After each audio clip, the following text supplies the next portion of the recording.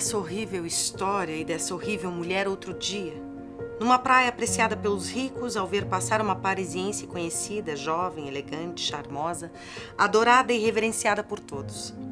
Minha história já data de longe, mas a gente não esquece essas coisas. Eu tinha sido convidado por um amigo a passar uns dias em sua casa numa cidadezinha de província. Para fazer as honras da região, ele me carregou para todos os cantos. Me fez ver as paisagens afamadas, os castelos, as fábricas, as ruínas. Mostrou-me os monumentos, as igrejas, as antigas portas esculpidas, árvores de tamanho enorme, de forma estranha, o Carvalho de Santo André e o Teixo de Roquepoise. Após eu ter apreciado todas as curiosidades da terra com exclamações de um entusiasmo generoso, o meu amigo me declarou com expressão desolada que não havia mais nada a visitar. Senti alívio. Ia, enfim, poder repousar um pouco à sombra das árvores, mas de repente ele deu um grito. Ah, sim, temos a mãe de monstros. Você precisa conhecê-la. Perguntei, quem é a mãe de monstros? E ele explicou. É uma mulher abominável, um verdadeiro demônio, uma pessoa que dá à luz todos os anos voluntariamente crianças disformes, hediondas, pavorosas, enfim, uns monstros que ela vende a esses sujeitos que exibem fenômenos em feiras. De tempos em tempos, esses horrendos empresários vêm ver se ela produziu algum monstrengo novo e quando a figura é de seu gosto, eles a levam, pagando uma renda à mãe. Ela tem 11 rebentos nessa condição, é rica. Você acha que eu estou brincando? Que invento? Que aumento as coisas? Não, meu amigo. Só conto a verdade, a pura verdade. Vamos ver essa mulher. Depois eu conto como ela se transformou numa fábrica de monstros. Ele me levou aos arrebaldes da cidade. Ela morava numa bela casinha à beira da estrada. Era agradável e bem conservadinha. O jardim cheio de flores exalava um bom perfume. Dir-se-ia à casa de um notório empresário. Uma criada nos fez passar a uma espécie de pequeno salão rústico e a miserável apareceu. Tinha cerca de 40 anos, era grande, de traços rudes, mas bem feita, vigorosa e saudável, o verdadeiro tipo de camponesa robusta, metade selvagem, metade mulher. Ela sabia da reprovação que enfrentava e parecia receber as pessoas sempre com uma humildade rancorosa. Perguntou, o que os senhores desejam? O meu amigo falou, disseram-me que o seu último filho era como todo mundo, que de maneira nenhuma se parecia com os irmãos. Eu queria ter certeza. É verdade? Ela nos lançou um olhar furioso, mas dissimulado, e respondeu, oh, não. Oh, não, meu senhorzinho. Ele é talvez ainda mais feio que os outros. Sou sem sorte, nenhuma sorte mesmo.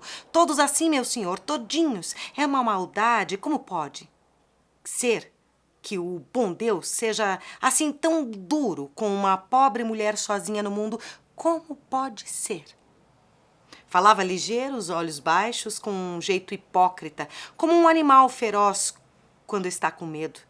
Ela abrandava o tom rouco da sua voz e era espantoso que aquelas palavras lamuriantes e desfiadas em falsete saíssem daquele corpo ossudo, exageradamente forte, de ângulos grosseiros que parecia feito para os gestos veementes e para uivar à maneira dos lobos. Meu amigo pediu, podemos ver o seu pequeno? Ela me pareceu enrubescer. Enganei-me, talvez? Depois de alguns instantes de silêncio, ela disse com voz mais alta, isso serviria para quê? E ela havia erguido a cabeça, nos encarando com olhadas bruscas e faiscantes. Meu companheiro respondeu, por que não quer nos mostrar?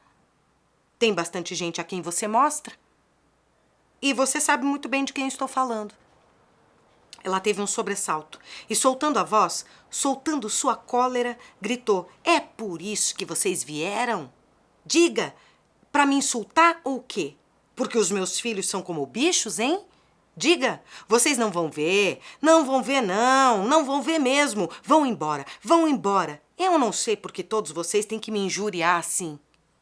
Ela vinha em nossa direção, as mãos nas cadeiras, ao som brutal da sua voz, uma espécie de gemido, ou melhor, um miado, Um grito lamentoso de débil mental saiu da peça ao lado. Tremia até a medula. Nós recuávamos diante dela. Meu amigo falou em tom severo: "Tome cuidado, diaba." Entre o povo, chamavam-na diaba. "Tome cuidado, mais dia menos disso vai lhe trazer desgraça."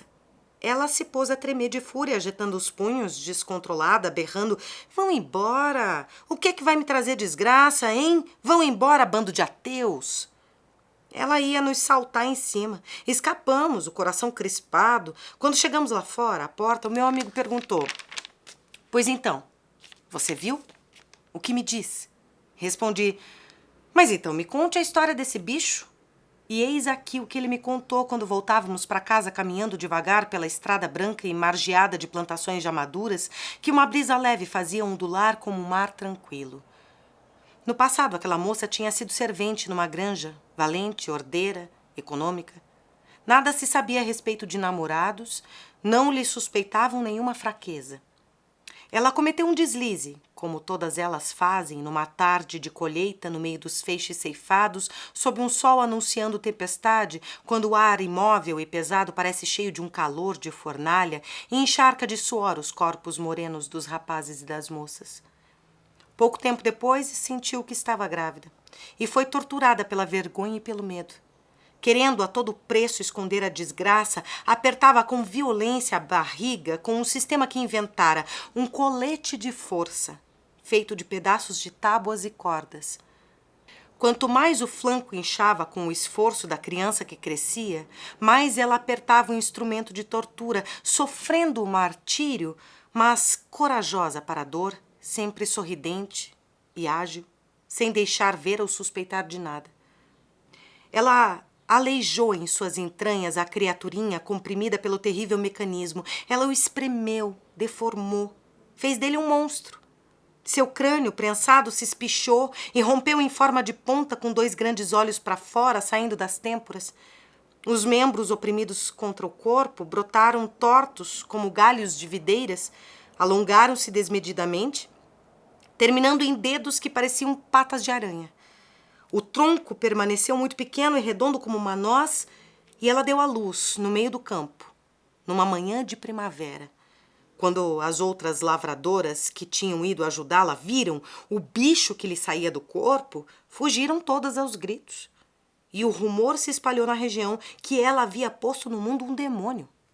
Desde aquela época, chamam-na diaba. Foi despedida. Viveu de favor e talvez de amor na obscuridade, pois era uma moça bonita e os homens não têm medo do inferno. Criou-se um monstro que, aliás, ela odiava com um ódio selvagem e que talvez tivesse estrangulado se o vigário, prevendo o crime, não a tivesse assustado com a ameaça da justiça. Pois um dia, uns empresários exibidores de fenômenos que passavam por ali ouviram falar do monstrengo horroroso e pediram para vê-lo e levá-lo, se agradassem dele. Eles se agradaram e deram à mãe 500 francos em dinheiro vivo. Ela, no início envergonhada, não queria deixar ver aquela espécie de animal, mas quando descobriu que ele valia dinheiro, que ele excitava o desejo daquelas pessoas, pôs-se a negociar, a discutir centavo por centavo, chamando-lhes a atenção para as deformidades do filho, subindo seu preço com uma tenacidade camponesa. Para não ser roubada, fez um contrato com os homens que se comprometeram a pagar ainda 400 francos por ano, como se empregassem o bicho. Aquele ganho inesperado desvairou a mãe e o desejo de conceber outro fenômeno para ganhar rendimentos como uma burguesa não a deixou mais em paz. Como era fértil, conseguiu fazer conforme sua vontade e tornou-se hábil, parece, a variar as formas dos seus monstros de acordo com as pressões que o fazia suportar durante a gravidez. Teve dos compridos e dos curtos, uns que se pareciam com caranguejos, outros com lagartos. Muitos morreram. Ela ficava desolada. A justiça tentou intervir, mas nada pôde ser provado. Então deixaram-na em paz a fabricar seus fenômenos. Até agora ela tem 11 bem-vivos, que lhe rendem, dependendo do ano, de 5 a 6 mil francos. Só um ainda não está encaminhado, aquele que ela não quis nos mostrar. Mas não ficará com ele por muito tempo, porque hoje em dia ela é conhecida de todos os charlatões do mundo, que vêm de tempos em tempos para ver se ela tem alguma coisa de novo. Ela faz até leilões entre eles, quando o produto vale a pena. Meu amigo se calou. Um nojo profundo me revoltava o coração e uma raiva tumultuosa, um arrependimento por não ter estrangulado aquela selvagem quando ela estava ao meu alcance. E perguntei: e quem é o pai? Ele respondeu: não se sabe. Eles, ou ele, têm certo pudor. Eles, ou ele, se escondem. Talvez dividam os lucros. Não pensei mais naquela longínqua aventura até outro dia, quando vi numa praia da moda uma mulher elegante, charmosa, faceira, admirada, cercada de homens a reverenciá-la. Eu caminhava à beira da praia de braços com um amigo, o médico do balneário. 10 minutos mais tarde, vi uma criada cuidando de 3 crianças que rolavam na areia. Um par de pequenas muletas jazia no chão e eu me comovi. Percebi então que aquelas 3 criaturinhas eram disformes, corcundas e recurvadas, hediondas. O doutor disse: são produto da encantadora mulher que você acaba de ver. Uma profunda compaixão por ela e por eles me penetrou a alma e exclamei: ah, pobre mãe, como ela ainda consegue rir? Meu amigo retomou: não tenha pena dela, meu caro. É das pobres crianças que precisamos ter pena. Eis o resultado das cinturas que continuam finas até o último dia. Esses monstros são fabricados no corpete. Ela sabe muito bem que arrisca a vida nesse jogo, mas o que importa, desde que seja bela e amada. E eu me lembrei da outra, a camponesa, a diaba, que os vendia, os seus fenômenos.